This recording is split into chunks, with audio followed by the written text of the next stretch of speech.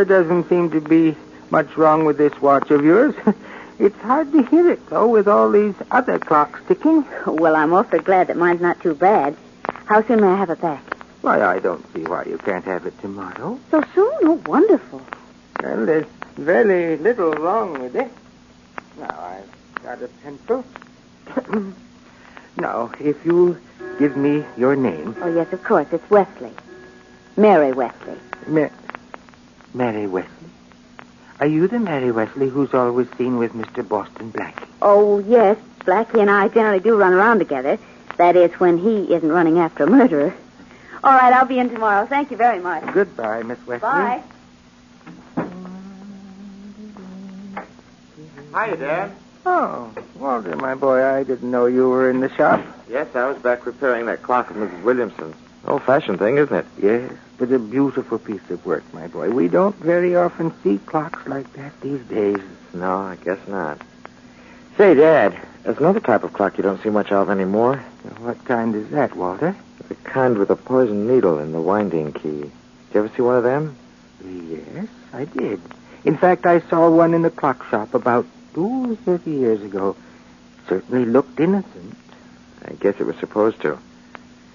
Dad, could we make a clock like that? Could we make one? Well, Walter, that's a strange thing to ask. Not so strange, Dad. I just wondered if we could make a clock that would kill somebody.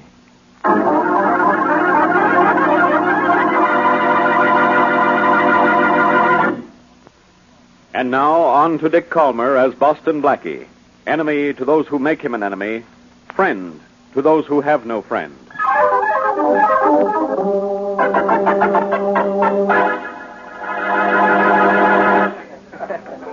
Great party, eh, Walter? It certainly is, Mr. Van Horn. Glad you could get away from your father's clock shop long enough to join us. Well, so am I. Dad's been keeping me so busy lately, I haven't... There you are, darling. I've been looking everywhere for you. Oh, hello, sweet. You know my wife, don't you, Walter? Sure, we've met. How's the clock business, Mr. Stone? Oh, it's great. After 5 years in it, I finally found out what makes it tick. Say, speaking of clocks, where did this handsome grandfather's clock come from? Huh? Never been here before. It came this afternoon. I thought you were buying me a present. Not that I remember. I've never seen it before. Well, maybe your wife bought it for you, Mr. Van Horn, and it cost so much that she forgot to tell you about it. Now, Mr. Stone, just what do you mean? Nothing. I was just trying to be funny. Well, you know that old saying, many a truth If is... you want to speak truths, my darling husband, I have a hunch to gift for you from one of your feminine friends. Dear, this is a party. Excuse me. No, don't go, Walter. I'm sorry. Now, no more quarreling, Richard. Suits me. Say, to get back this clock, I don't know where it came from, but it's running. Is it on time? Well, let's see. I have 10:29. What time do you? The same, and the clock says just a little after 10:29. Must be one of your clocks, Walter. Those instruments of yours never do keep time. Well, let's not talk shop, Mr. Van Horn, especially not clock shop. I have enough of that during the day. Of course you do. Let's go over and join the others for a few minutes, shall we? That's a good idea. There seems to be a... Oh, stop! Walter! What was that? Walter! Quick, somebody, quick! Walter's been shot! This is unbelievable. Walter's been killed by that clock.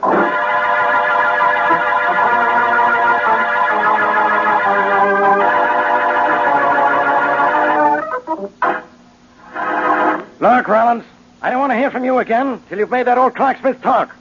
Now get out of my office. Yes, sir, Inspector Faraday. And stay out till you get a confession from all that stone. Yes, sir. I sure will. I want anything done around here, I have to do it I said stay out of here, Rollins. So stay out. Sorry, Inspector, the name isn't Ron. Blackie, you stay out of here, too. What? And miss watching you make a sap out of yourself? I should say not. Blackie, beat it. I've got enough on my mind. Sure you have. The trouble with you is you haven't got enough in your mind. Oh, no?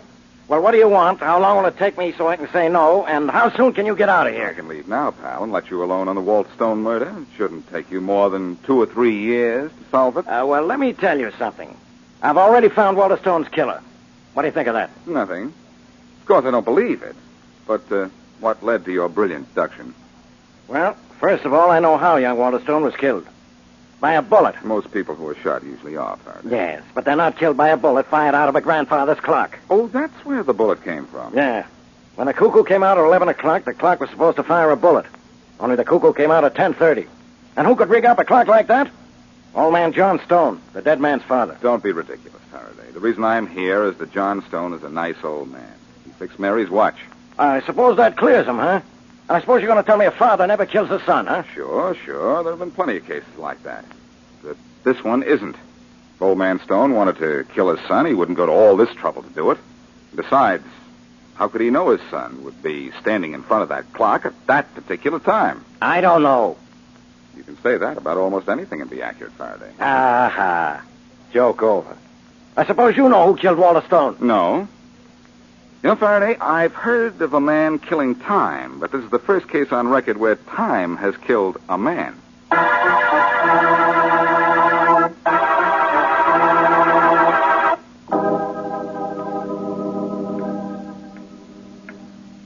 are you staring at, Madeline? It's grandfather clock, Richard. It's hard to believe. You're a little bit sorry the bullet from this clock killed young Walter Stone instead of me, aren't you? A little bit sorry. My death would be quite advantageous to you, wouldn't it? You're putting it rather mildly. You amuse me, my dear wife. Your death would be equally advantageous to me. Really? Should I apologize? I'm sorry, but I don't intend to die. You don't? Walter Stone didn't intend to either. Arrangements might be made in your case, too. You're not very funny. Oh, no. I don't imagine I am, do you? I'm not very funny, but I am very alive. And also very much in my way. Imagine.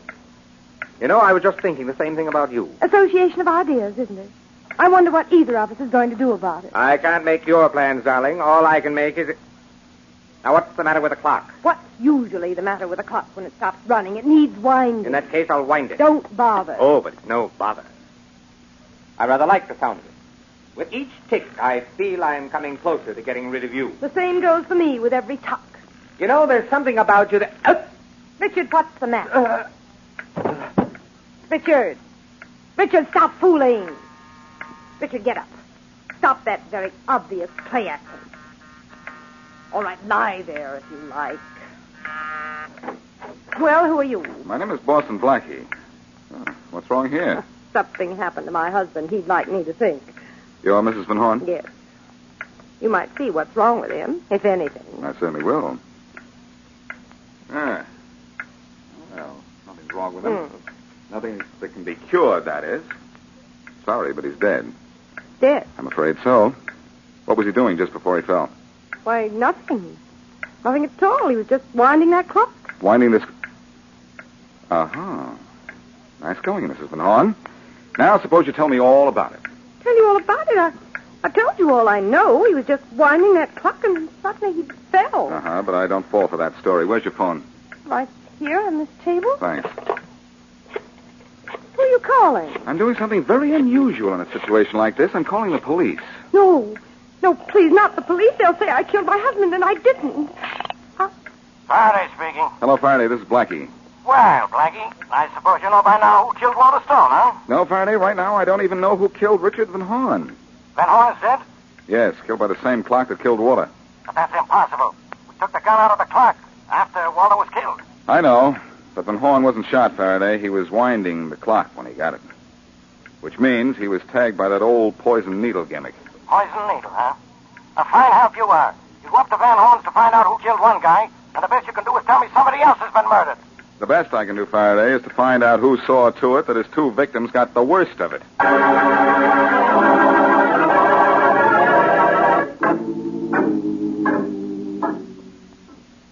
Here's old man Stone's cell, Blackie. Thanks, Ron. You got company, Mr. Stone? Oh, I have? Yes, Mr. Stone. My name's Boston Blackie. Oh, yes, I've heard a lot about you. And, Miss Wesley, it's good of you to come to see me. Well, I asked to come, Mr. Stone, because I think maybe we can help you. Yeah, Blackie. Put you and Miss Wesley in the cell with him. I don't think there's any danger from him. Thanks. Are you feeling any better, Mr. Stone? No, Miss Wesley, I'm afraid not. Okay, Blackie. You too, Miss Wesley. Go on in. Thank you, Ron. 10 minutes, all you can have, Blackie. I may not need that. Sit down, Mr. Stone. No, I'd rather stand. Blackie, have you found out who killed my son? No, I haven't. But he will. You must find his killer, Blackie. I'm going to do my best. But let me ask you something. Do you know anything about a poison needle in the winding apparatus of the clock that killed your son? Poison needle? No. Well, it just killed a man. Richard Van Horn. And the police are going to think you're responsible for his death, too. No, Blackie, I swear I had nothing to do with any of this. Blackie, you'll have to be... Mr. Stone. Catch him, Blackie. He's falling. Yes. Here, I've got him. Here we are. I'll put him on the cot. Oh, Blackie. Is he dead? Wait till I get him on the cot. Whew. Yeah, there. Blackie, is he dead? No, Mary. He's not dead. Oh, good. He's out, but he just fainted. Well, I've got to get to work and start winding up the case where a man just died by winding a clock.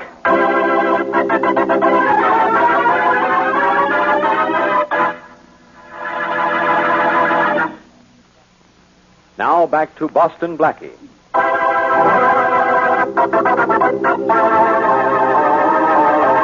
A beautiful grandfather clock has killed 2 people. Walter Stone, who is suspected of putting a gun inside the timepiece, and wealthy Richard Van Horn, who was killed by a poisoned needle hidden in the winding key of the clock. Faraday has arrested John Stone, Walter's father, as the killer. But Blackie feels John Stone is innocent. He has no suspect to replace him, however, though he has a slight suspicion Van Horn's wife, Madeline, was anxious to get rid of her husband. As we return to our story, Madeline Van Horn is talking to Kenneth Wells, who seems to be more than just a friend. Kenneth, darling, you're so sweet to me. You're easy to be sweet to, Madeline. Am I? I'm glad. I was so afraid you'd go away after this awful thing happened to Richard. Go away, I should say not, darling. After what happened to poor Richard, I have all the more reason to stay around. Oh, you're terribly kind. I don't know what I'd do without you. I know what you can do with me, darling. Marry me. Marry you? Sure, why not? It's what we talked about doing as soon as, well, now that Richard has left you. What's there to stop us? Kenneth, are you trying to say that you arranged my husband's death? Well, let me put it this way. It wasn't a bad job, was it? Why, you... Get out of here. Darling. I said get out of here, and I meant get out. Madeline, darling, after all Get out of my house instant, or I'll call the police. Maybe tell them about those little blackmail affairs of yours. All right, but I don't know what's the matter with you. You don't, huh? Well, you'll find out if you don't stay away from me.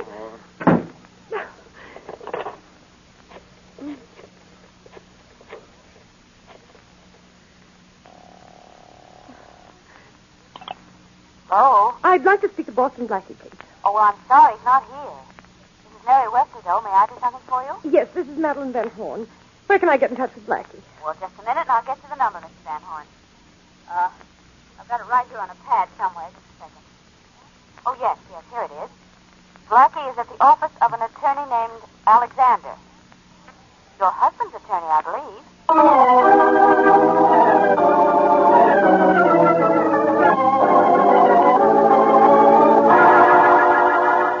Do you think Mrs. Van Horn murdered her husband, Blackie? No, I don't say that, Mr. Alexander. She had the opportunity, yes, but I'm looking for a motive before I go any further.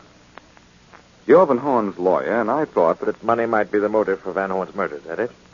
if it's enough money, it's enough reason for murder. Well, Blackie, according to the terms of Van Horn's will, Mrs. Van Horn does inherit a good part of his fortune, but I don't... Excuse me. Sure. Hello? Mr. Alexander, this is Madeline Van Horn. Is Boston Blackie there? Yes, just a minute. Blackie, it's Mrs. Van Horn. She wants to speak to you. Really? I'll take it.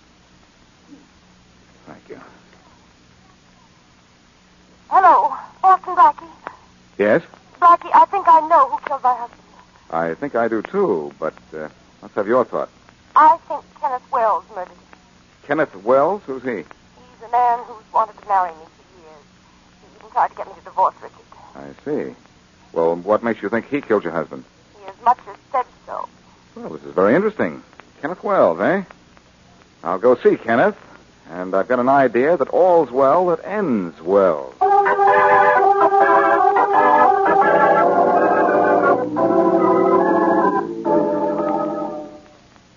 Mr. Stone, I was on my way to see a man named Kenneth Wells, but I thought I'd drop by the jail and see how you feel now. Is that name Wells familiar to you? I feel better, but I don't know that name, Blackie. Sorry to hear that. And I'm sorry I haven't been able to find out who killed your son or Richard Van Horn either. Oh, Blackie, this is awful. And I suppose the police still think I murdered my son and Van Horn, too. Probably. Look, Mr. Stone, Your son worked for you, didn't he? Oh, yes, he did. Well, look, I have a theory. Did he know anything about clocks? Yes, a great deal. In fact, just a few hours before the accident, my son asked me if a clock could be fixed to fire a gun or poison someone. Oh, he did he? Well, what does that mean? Hey, wait a minute. The gun that killed your son was fired when the clock said 10:30. It was a cuckoo clock, wasn't it? Yes, it was. Well, I had a cuckoo clock once, but it struck only on the hour. Is there such thing as a clock where the cuckoo comes out on the half hour, too? Yes, but they're rare. So rare your son maybe didn't know that the murder clock was one of them? It's very possible he didn't know. Possible. I think the fact that he was killed is proof he didn't know. Stone, I've got this whole thing figured out. Just after 10 o'clock, your son set the clock to fire the gun when the cuckoo came out at 11. At 10:30, he was standing in front of the clock and got the blast he meant for somebody else. You mean my son intended to kill someone else? No, I think your son was hired to rig that clock so it would kill somebody. I think the somebody who hired your son was Kenneth Wells. But you told me that Mr. Van Horn was killed, too, and by the clock. How could that have happened? I'll tell you how. Your son was playing safe. Just in case the gun didn't work, he put the poison needle in the winding key. I see. And after the gun was fired and my son was dead, Mr. Van Horn wound the clock knowing nothing of the poison needle. Yes, your son's death was accidental, and so was Van Horn's. Stone, you're a free man. I am? Well, as good as free. All I have to do is find the man who hired your son to fix that clock. Then I'll fix his wagon.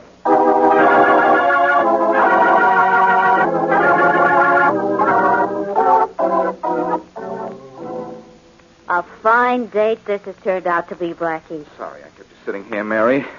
And I'm going to leave you soon to see a man named Wells. Oh, great. You invite me to snoop around the Van Horn mansion for you. And what do? I sit here in this big room, having to smell this very heavy perfume, and then you come in just to say goodbye. Oh, well, keep me waiting and leave me shortly. That's Blackie. Whew, that perfume is heavy, isn't it? Sure. But listen, I had a talk with the butler, and it seems that Mrs. Van Horn isn't home. Well, I could have told you that. I don't doubt it.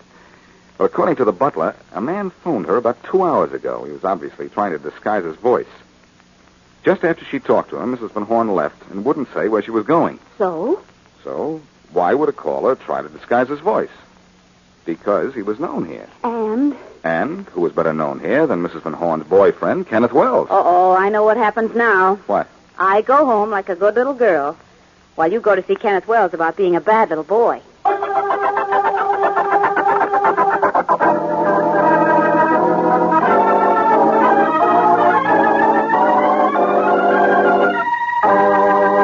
Look, Wells, you're going to sit in that chair till it's an antique unless you start talking. You've got me all wrong, Blackie. I haven't done anything to talk about. You killed Richard Van Horn. Well, I certainly am surprised to hear that.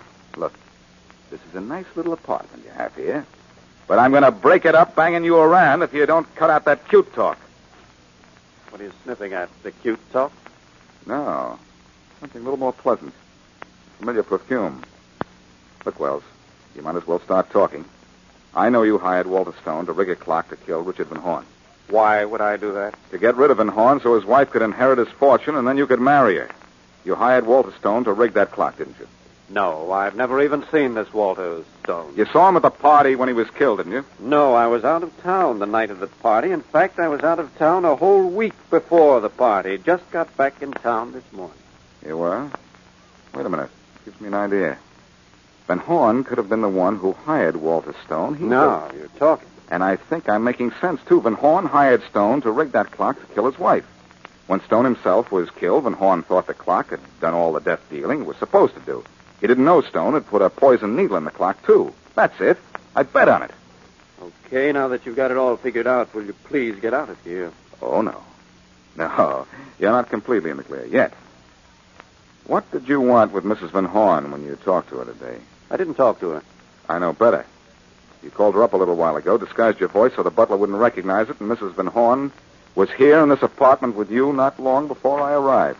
Why don't you get out of here, Blackie? You're wasting your time. And I agree with him, Blackie. Faraday, what are you doing here? Running around after you, Blackie. Oh, I suppose you found me with a divining rod. No, with a phone call to Alexander, Van Horn's lawyer. He said you're on your way up here. Now I'm here to tell you to get out. Look, Faraday, with the exception of the whereabouts of Mrs. Van Horn, your case is solved. Yeah? Who solved it? Who always solves your cases? Well, I did it again. Faraday, Stone, and Van Horn were killed by accident. What? Yes, by accident. And it'll be an accident if you ever understand it. I'll explain it to you later. Right now, I think you and I better go to work on Wells here and find out what he's done with Mrs. Van Horn. I tell you, I haven't even seen her. You haven't. She's been here. I've known that perfume of hers anywhere. Blackie, why don't you leave this guy alone? Look, if those deaths were accidental, as you say, he's as innocent as I am. Sure, of killing Stone and Van Horn. But I have an idea. Good. You're leaving? Swell. So am I. Hey, Blackie. Look, that's not the door to the hall. I know it. It's the closet door. I'm going to start looking for Mrs. Van Horn, or at least find proof she was here. Ah, Blackie, don't be a sap. Blackie, stay away from that door. What's the matter, Wells? Are you a little... Blackie, look out! Uh-oh. Well, look what fell out of the closet. It's a woman. Dead. Who is she? She's corpse number 3 in our case, Faraday. But she was Mrs. Richard Van Horn. Mrs. Rich? Don't move, Wells. I've got a gun on you. You've also got the goods on him, Faraday. So Wells here was as innocent as you are, huh? Okay. So I made a mistake. But you just found that body by accident. You didn't know Mrs. Van Horn was here. No, didn't I? I knew Wells was lying the minute he denied she'd been here. How? How? One whiff of her perfume, and I smelled a rat.